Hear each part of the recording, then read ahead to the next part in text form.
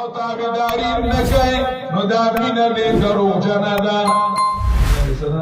دروغجنه ده. پخوا به خلکو ټپه کوله ټپې مپې مثبت شوي موبایل او هغه شی ټول ختم کړه که ډیلیټ یې کړو هسې لاړل.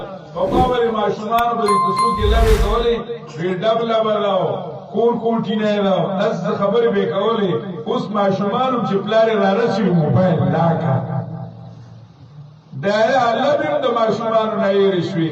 چا به پټه ګیټه یې کوله چا به کور کوټینه یې کوله چا به ډبله به کوله چا به ټنګله به کوله چا به بجلیله به کوله چا به د غوږ له به کوله چا به وانګې مل دې څوک ته به ویل. هغه کیسې د ماشومانو نه هم څه شوې هېرې شوې. بس یو د خیره سره د پبلک سکولونو چپو چې څوک ووال نو هغه به دنګ نه شي د خیره سره. دا مونږ چې لږ دنګ مونږ ښکارو که نه مونږ د پبلک سکول چپو نه یو وایي که خیرې او دا دومره بستي دي وروره مې که خیرې لوی لوی بستي پې د پاسه ایښي دي. خدای د خیر کې غزوزي مازوزي به په دی کې راځي که څه حساب کتاب دی. ټول یا یو نیم لیشت یا دوه لیشت او دویم موبایل هغې ماشومان تباه او برباد کړل. اخلاق هم تباه کړل اعمال هم تباه کړل پیسې هم تباه کړل هسې تباه کړل. نو هغې نه ماشومان هغه هم تباه شو. نو موږ او تاسو دې ته سوچ وکړو فکر وکړو د مینه او محبت چې دی نو هغه اطاعت غواړي هغه تابعداري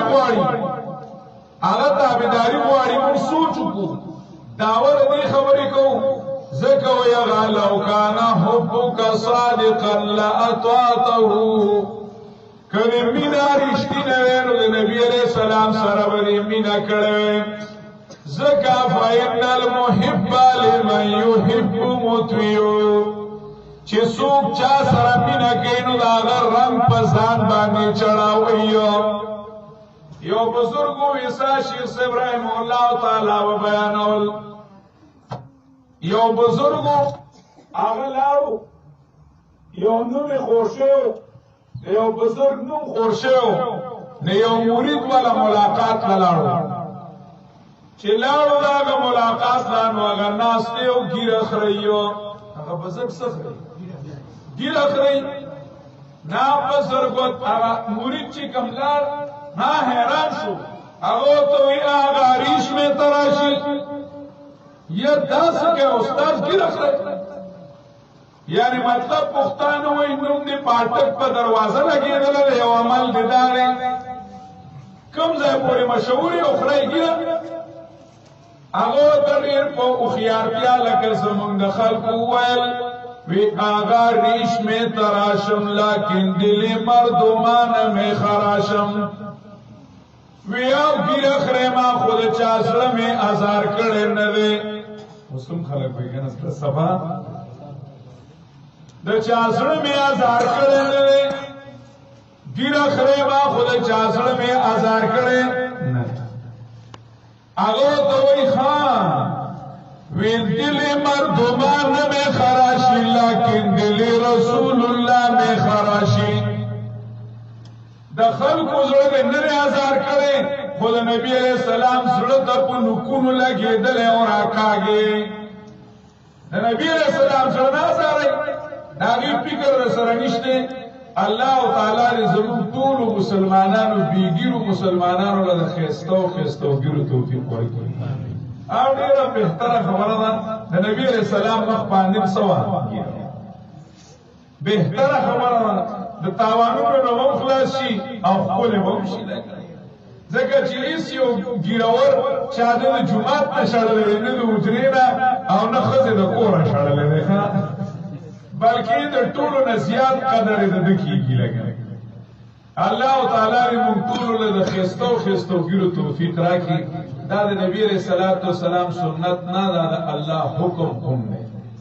او چې په دې مینې سړی پرېږدي چې زما د محبوب په مخ باندې ګیره وه یاره ما سره خوند نه کوي خو بس زما محبوب پرېږدي او زه یې پرېږدم.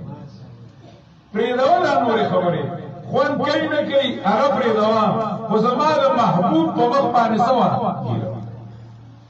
که څه پته لګي صحابي دی نبی علیہ السلام د نبی علیہ السلام صحابي دی چا بیمار دی ډیر بیمار دی ملګری ولا تپوس لاله ملګری ولا تپوس لاله ورته وای هغه جاړي ته ټولې خپای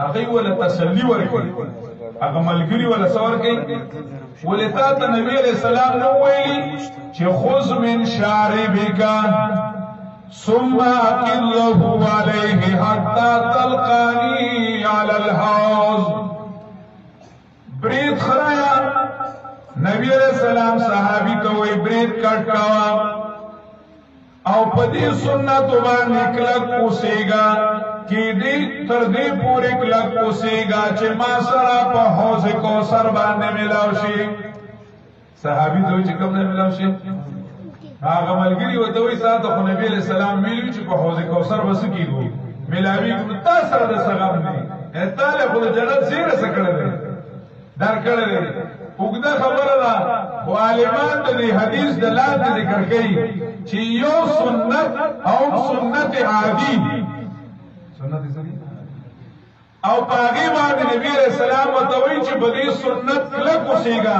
تر دې چې ما سره په هوس شي میلاو شي کې دې شي دا جذبه مونږ د مونږ مغفرت سبب شي